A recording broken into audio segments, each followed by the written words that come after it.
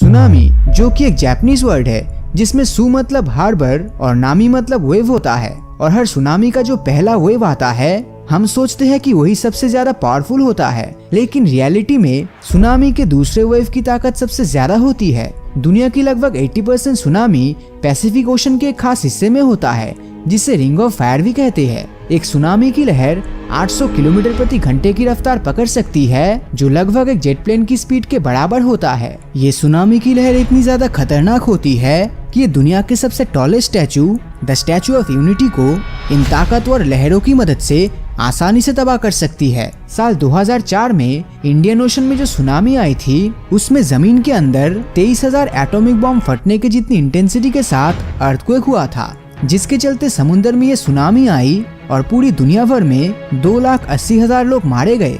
लेकिन क्या आप सभी को पता है कि यह सुनामी इतनी ज्यादा खतरनाक क्यों थी? चलिए जानने की कोशिश करते हैं। सुनामी की लहर समुद्र में उठने वाली आम लहरों से अलग होती है, क्योंकि जहां ये सामान्य लहर चांद के ग्रेविटेशनल पुल और समुद्र के पानी के डिस्प्लेसमेंट से उठती है, तो ही सुनामी लहरों के उठने का मुख्य कारण समुद्र के अंदर आया भूकंप होता है। इंडियन ओशन में सुनामी लहरों का उठना भी समुद्र के अंदर एक मेगाथ्रस्ट भूकंप का नतीजा था।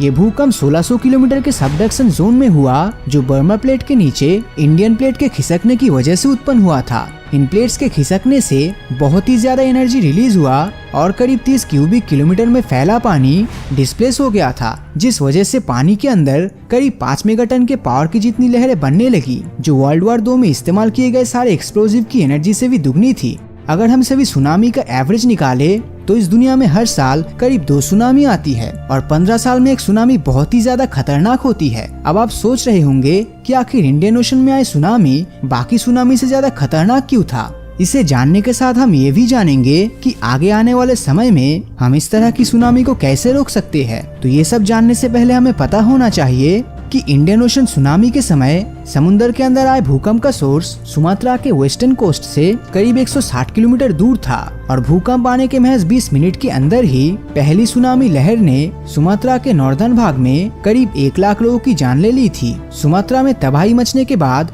महज 1.5 घंटे में यह सुनामी की लहरें थाईलैंड की जमीन से जा टकराई और यहाँ 1.5 लाख लोगों ने अपनी जान गंवा दी। पर इतना काफी नहीं था, क्योंकि लहरें अपनी एपिसेंटर के चारों तरफ लगातार फैल रहा था, जिनकी स्पीड 500 माइल पर आवर के आसपास था और शायद यही स्पीड इसके द्वारा फैलाई गई तबाही का मेन रीजन भी बना। किसी ने भी इस तरह की लहरों को आने का अंदाजा नहीं लगाया था और क्योंकि ये सुनामी बहुत ही ज्यादा तेज थी, इसलिए जब तक कोई कुछ समझ पाता तब तक बहुत देर हो चुकी थी। उस समय इंडियन ओशन में कोई भी सुनामी वार्निंग सिस्टम नहीं लगा था जो आने वाले खतरे के लिए हमें पहले से वार्निंग दे सके। खैर, सुनामी को डिटेक्ट करना इतना आसान भी नहीं होता, क्योंकि वाटर डिस्टरबेंस समुद्र की सतह पर नहीं बल्कि गहराई में होता है, जिन्हें आसानी से नोटिस नहीं किया जा सकता। लेकिन कभी कभी समुद्र के पानी से गुजर रहा कोई जहाज ही इसे डिटेक्ट कर सकता है। अब अगर बात की जाए आने वाले समय में इस खतरे से बचने की, तो याद रहे कि सुनामी की सबसे पहली वार्निंग भूकंप ही होती है। हालांकि इस खतरे को नोटिस करने के लिए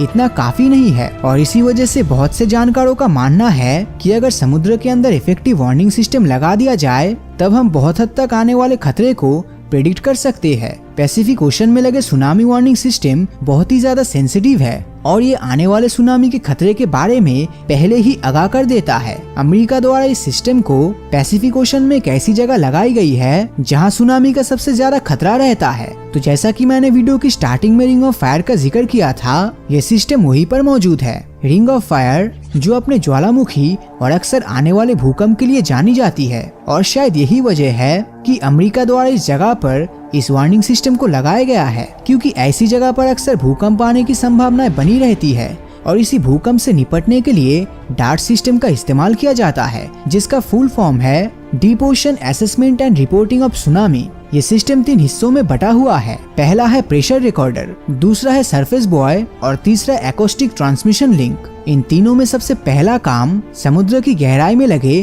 प्रेशर रिकॉर्डर का होता है, जो वाटर प्रेशर को मॉनिटर करके उसका डेटा एकॉस्टिक ट्रांसमिशन लिंक की मदद से सरफेस बॉय को भेजता है। अब अगर कोई बड़ी लहर तेजी के साथ प्रेशर रिकॉर्डर के ऊपर से गुजरता है जो सामान्य लहरों से ज्यादा हो, तो तब ऐसे में ये तुरंत सुनामी अलर्ट दे देता है, जो सरफेस बॉय से होते हुए सैटेलाइट के पास पहुंचता है और सैटेलाइट इसे सुनामी वार्निंग हेडक्वार्टर्स में भेजता है, जिसके बाद इस अलर्ट को क्रॉस चेक करके वेरीफाई किया जाता है। और अगर सुनामी सचमुच का हुआ तो तब ये आम लोगों तक टेक्स्ट मैसेज के थ्रू ये अलर्ट पहुंचाया जाता है। आज पैसिफिक ओशन में 40 अलग अलग डाटा स्टेशन बनाया गया है जो रिंग ऑफ फायर के अलावा कैरिबियन और अटलांटिक ओशन में भी मॉनिटरिंग करता है और इसका सक्सेस रेट भी काफी अच्छा है, जिसे देखते हुए 2006 में इंडियन ओशन में भी 7 डार्ट सिस्टम लगाया गया जो आने वाले खतरे के बारे में पहले से ही वार्निंग देने में सक्षम होता है। और आज इनकी मदद से 2004 की सुनामी की तरह आने वाली सुनामी से हम बच सकते हैं। तो इस बारे में आपकी राय नीचे कमेंट करके जरूर बताएं। और अगर ये वीडियो आपको अच्छा लगा हो तो इस वीडियो को लाइक और अपने दोस्तों के साथ शेयर करना मत भूलना। और अगर अभी तक आपने हमारे चैनल को सब्सक्राइब नहीं किया है तो सब्सक्राइब करके नोटिफिकेशन बेल को ऑन कर दीजिए, क्योंकि मैं ऐसी वीडियोस हर हफ्ते लाता रहता हूँ। तो मिलता हूँ आपसे अगले वीडियो में, और हमेशा की तरह थैंक्स फॉर वॉचिंग।